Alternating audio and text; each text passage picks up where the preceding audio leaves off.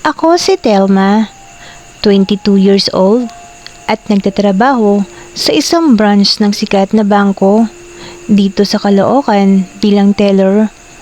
Sa Quezon City ako nakatira at mainupa ang apartment doon. Meron akong boyfriend, si Isaac, at minsan ay doon siya sa apartment ko natutulog. Maliit lang ako, nasa 5 flat ang height ko. Lampas balikat ang itim na buhok, matangos ang ilong, mapungay ang mata, maputi ako, at makinis ang balat. Sa pangangatawan naman, ay hindi naman ako payat, ngunit hindi rin makurba ang katawan. Hindi rin ako chubby, sakto lang sa medyo malaman. May itsura din naman ako. Kaya nang sabi, meron akong boyfriend, 3 years na kami. Pero hindi tungkol sa kanya ang kwento ko.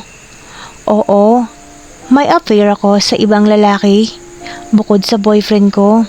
Siya ay si Kuya Lando, isa sa mga guard namin sa bangko. Kung tutuusin, malayo talagang magustuhan ko siya.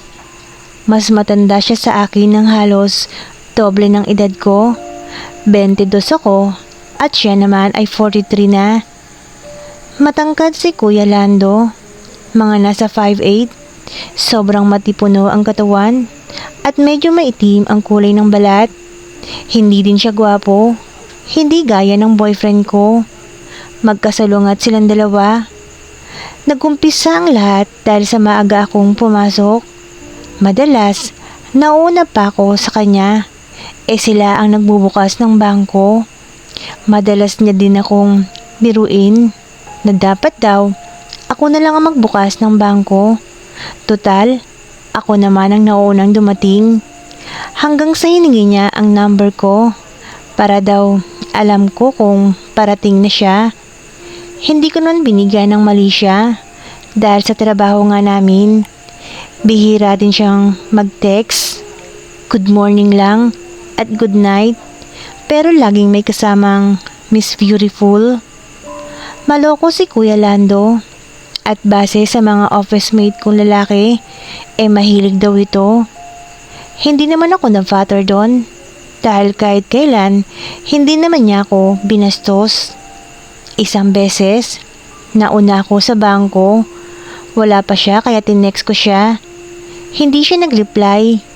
Inantay ko siya at maya-maya ay dumating na din siya. Nakamotor siya lagi tuwing pumapasok. Nagpaumanhin siya at sinabing nasiraan daw siya at wala siyang load na pantext.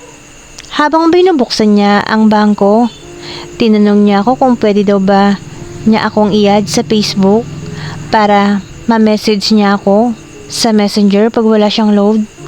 Again, mukhang harmless naman so inaccept ko siya. Naging mas madalas ang pag-uusap namin at talagang nakapalagay ang loob ko si Kuya Lando. Medyo pilyo ang ilang mga message niya pero hindi naman niya ako binabastos. Hindi din nawawala ang tawag niya sa akin na ma'am. Minsan, isang gabing malakas ang ulan. Hindi ako makatulog dahil ang lakas ng hampas ng hangin sa bintana ko. May bagyo kasi noon. Nag-check ako ng messenger at nakita kong online pa si Kuya Lando. Chinat ko siya. Uy, ma'am, magandang gabi po. Bakit gising pa kayo? Di kasi ako makatulog. Ang lamig. Ah, ganun po ba? Sayang naman ma'am. Anong sayang? Tanong ko sa kanya. Kung nandyan ako ma'am, pag-iinitin kita. Natatawang reply nito. Napatawa ako sa reply ni Kuya. Paano mo naman ako pag-iinitin kuya? Sisilabat mo ba ako? Ganito ma'am. At nag-send siya ng picture. Tinitigan ko ang picture na pinadala niya sa akin. At aaminin ko na parang bigla kong nag-init nang makita ko ang malalaki niyang muscle. Hindi ako agad nakapag-reply. Ma'am, andyan ka pa? Ang macho mo pala kuya. Hindi halata sa edad mo. Madalas ka bang mag-gym? Tanong ko sa kanya. Yes, ma'am. Kailangan eh. Bakit kailangan? Sa trabaho ba? Hindi, ma'am. Kailangan para sa mga chicks. Natatawang reply nito. Marami pa kaming napag-usapan hanggang sa inantok na ako at nakatulog na. Na mga sumunod na araw, madalas nagsisend si Kuya Lando sa akin ng mga topless picture niya kasabay ng good morning at good night at ewan ko ba. Pero kung anong parang nabulabog sa loob ko sa tuwing tinititigan ko ang namumutok at matitigas niyang abs. Naging mas pilyo na din ang pagpapalitan namin ng chat. Minsan nga, pinibiro niya ako na mag-send din daw ako. Nag-isip akong mabuti. Harmless naman siguro siya. Kaya nag-send ako ng picture na maayos. Naka-spaghetti strap ako ng itim at lutang na lutang ang kaputian ko. Wow! Ang puti. Parang labanos. Pero hindi na naulit ang pagsisend ko ng picture. Natakot din kasi ako na may makaalam na iba. Isang gabi, Biyernes yun, medyo na-late ako ng pag-out dahil may tinapos akong report. Si Kuya Lando na lang ang andon at nauna nang umuwi ang kasama niya. Birthday daw kasi ng anak. Walang tigil ang ulan nung araw na yon at mukhang mas lumakas pa nung gumabi na. Matapos may isara ang bangko, ay sabay na kaming umuwi ni Kuya Lando. Nag-volunteer siyang isakay ako sa motor niya, pero tumanggi ako. Mahirap sumakay ngayon, ma'am. Wala ka masasakyan. Pangungumbisin niya. May point naman siya. Sa huli, umayag na din ako. May extra siyang kapote at helmet at umangkas ako sa likod niya. Tila naman lumakas pa ang ulan. At kahit nakakapote, ramdam kong parang basa na din ang damit ko sa loob. Iyahatid sana ako ni Kuya Lando. Kaso, baha na ang kalsada at wala nang madaanan. Minungkahay niyang doon na lang muna ako sa apartment niya magpalipas ng gabi. Nag-isip akong mabuti. Wala din naman akong choice unless gusto kong magpalipas ng gabi sa madilim na kalsada. Kaya sumama na lang ako sa bahay niya. May kung ano sa isip ko ang nagsasabi na pwedeng may mangyari nung gabing iyon. Pero parang tila ikakatuwa ko pa ang isiping yon. Huminto muna kami sa isang fast food chain at nag-volunteer akong bumili ng dinner namin.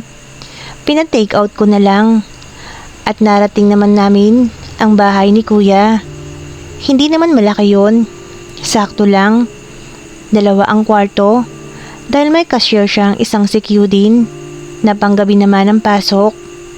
Nang mahubad ko ang kapote, basang-basa ang mga damit namin sa loob. Pinaharam niya ako ng isang maluwang at mahabang t-shirt. Isinuot ko yon sa loob ng kwarto. Iniisip ko kung huhubarin ko rin ba ang palda ko. Basa na kasi yon at mahaba ang t-shirt, kaya naisipan kong tanggalin na lang. Bukod sa babang panloob, ay wala na akong suot na iba pang pambaba.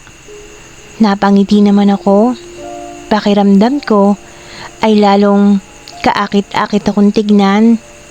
Nang lumabas ako ng kwarto, nakita kong parang nabigla si Kuya Lando. Nang makita ako, napalunok siya. At tapos, nag-iwas ng tingin. Kumain kami ng hapunan. Tapos ay naupo sa sala at nanood ng TV.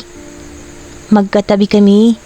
Nakasuot siya ng puting sando at bakat na bakat sa katawan niya at isang manipis na boxer short.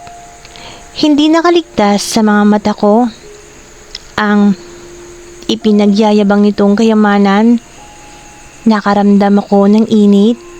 Habang nanonood ng TV, ay nahuhuli kong panay ang sulyap ni Kuya Lando sa mga hita ko.